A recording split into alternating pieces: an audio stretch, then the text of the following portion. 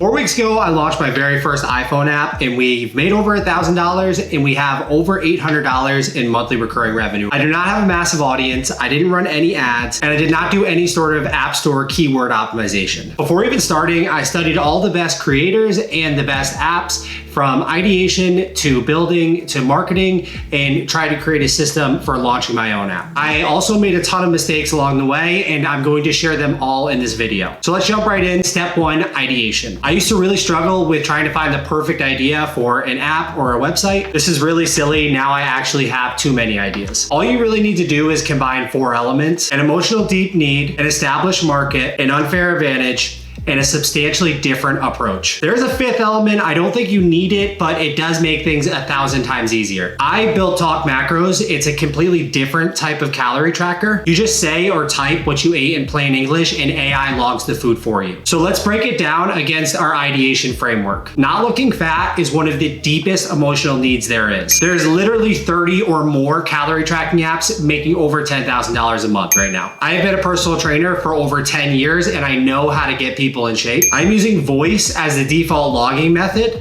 I'm also using a real nutrition database to get the actual nutrition information when 99% of the other AI apps out there are just hallucinating fake nutrition information. I also have this beautiful, ultra minimalistic, no BS design using Apple's newest iOS 26 liquid glass. Remember, Dyson says be different just for the sake of being different alone. I think it's one of the most important things. Now for our secret 5th element, if you use the app yourself every single day, it is literally gold. I lost 20 pounds myself using my own app daily before even releasing it. Okay, so now that we have our idea, we have to build it. I use xcode and Cursor. My 2 favorite models are Claude 4.5 and GPT 5.0. I know Cursor 2.0 just came out with Composer model. I haven't experimented with that yet. AI does not really understand that iOS 26 or liquid glass exists at all. So if you're gonna vibe code elements with this, you're gonna wanna download some sample code and feed it to the model you're using. When building stuff, I really live by 2 rules. The first being minimize complexity at all costs. I think the best app you can release is just one feature that works really great. The second rule being study the greats and don't try to reinvent things. My input bar on my calorie tracker took a lot of inspiration from the ChatGPT input bar,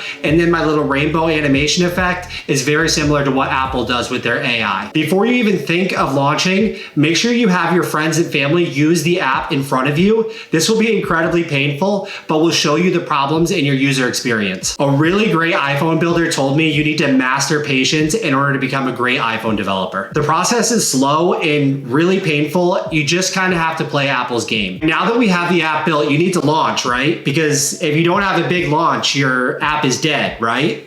Wrong. Paul Graham says that you don't actually launch your product like a rocket. It's more like the continuous engine power needed for an aircraft to take flight off a runway. I really like this way of looking at things because even if your launch doesn't go viral, that's all right. Still put the work in. My first launch happens only on X. I take one day to make the funniest video that I can make with my own face showing how much I care about the product that I made. My main goal for this is not to go viral, but to get enough eyeballs on the product to see if anybody's actually willing to pay money for the solution that I made. And if they do purchase, get valuable feedback from those first users. I like to think about my first users or customers more as co-founders than actual customers. Which brings me to the best thing that I did was include a feedback button right in my app. This button is the only button that has color in the entire app and it's yellow. I wanted this to stick out so they click on it and they would actually give me feedback on what they like or dislike about the app. They're able to vote on other users' feedback. So if there's something that multiple people feel like they'd like to see added or improved in the app, then I get a very clear picture of what I need to work on first. This becomes my development roadmap and the users take care of it for you, which is amazing for just releasing some of that mental burden of what should I work on now. So now that we launch, we have to switch into ongoing marketing mode. The best marketing channel I have right now is short form videos and a build in public format. I record talking head videos of me building and improving the app based on user feedback. This is the closest thing I have ever found to an actual flywheel in business. The user leaves feedback, I make a video improving the product based on that feedback.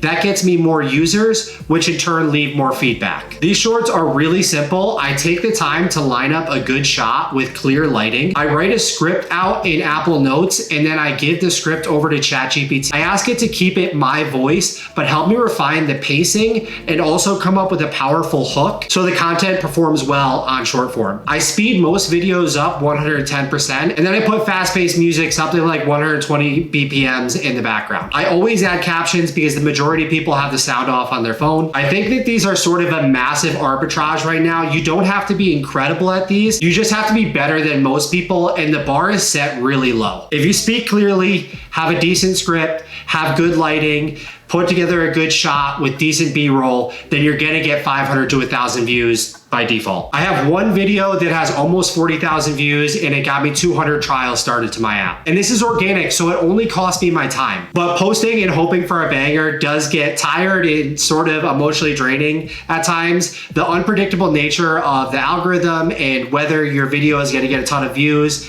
kind of sucks. The next stage for me is going to be figuring out some profitable meta ads and also getting some influencers lined up. If you want to follow along my journey, please subscribe, like the video, leave a comment down below what you're building and how you plan to blow it up.